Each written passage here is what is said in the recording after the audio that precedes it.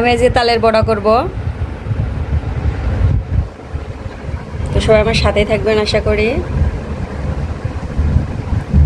চলে যান মূল উপকরণে।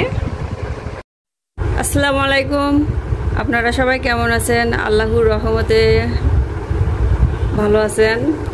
তো আমিও আলহামদুলিল্লাহ ভালো আছি। তো আমি আজকে তালের বড়া করব। টেস্ট অনুযায়ী চিনি দিয়ে জাল দিয়ে ঘন করে নিয়েছি। তো এর ভিতরে আমি অন্যান্য উপকরণগুলো দিব। এখন আমি এখানে 1 পিস নারকেল কুড়া নিছি। তো আমি পুরোটা দিয়ে দেবো ইনশাল্লাহ। তো নারকেলটা দিলে খেতে অনেক টেস্টি হয়। তো আমি এটা ব্লেন্ড করে দিছি। তো আমি এখানে চালের আটা দিয়ে দিচ্ছি 1 বাটি মতো। আমি এখানে এমনি আটা দিয়ে দিচ্ছি, এইটুকুনি থাক, যদি লাগে ইনশাল্লাহ পরে দিব। আমি এখানে 1 চিমটি লবণ অ্যাড করে দিলাম। আমি এখানে 1 চামচ ভাজা জিরার গুঁড়ো দিয়ে দিচ্ছি। ভাজা জিরা গুঁড়া যদি না দিতে চান স্কিপ করতে পারেন, সমস্যা নাই। তো আমি একটু দিলাম। তো আমি ভালোভাবে মেখে নিব সবগুলা। তো আমি এখানে আটা আরও দিয়ে দিচ্ছি। আটা না দিলে নরম হচ্ছে। আমি এখন ভালোভাবে মেখে নিচ্ছি। তো আমি যে বাটিটায় আটা দিছিলাম ওই বাটির 1 বাটির একটু বেশি হবে আটা, আর চালের আটা দিছি 1 বাটি মতো। তো আমি এখন ভালোভাবে মেখে নিচ্ছি। তো আমি তালের বড়াটা খুব সুন্দর করে মেখে নিয়েছি। আমি এখন তেলে ভাজা শুরু করব। তো মাশাআল্লাহ আমার মেখে নেওয়া হয়ে গেছে। আমি এখন ভাজতে যাব।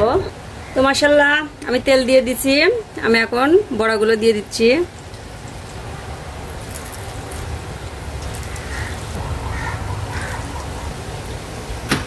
তো মাশাআল্লাহ উল্টাই দিচ্ছি।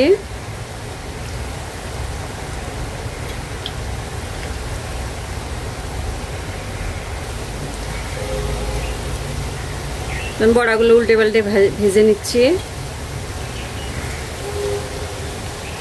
তো মাশাআল্লাহ আমার তালের বড়াটা হয়ে গেছে ভাজা। আমি এখন উঠাই নিব। তেল ঝরায় উঠাই নিচ্ছি।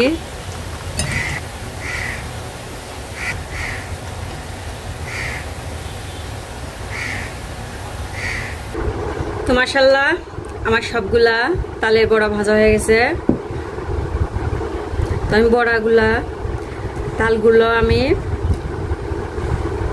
এই যে ভিতরে এমন হয়েছে, খুব টেস্টিফুল হয়েছে। খেয়ে দেখলাম। আমি তো তাল সেকে ডিবে রেখেছিলাম, তো এই জন্য এখন আমি তালের বড়া করতে পারলাম। তো সবাই ভালো থাকবেন, সুস্থ থাকবেন। আসসালামু আলাইকুম, আল্লাহ হাফেজ।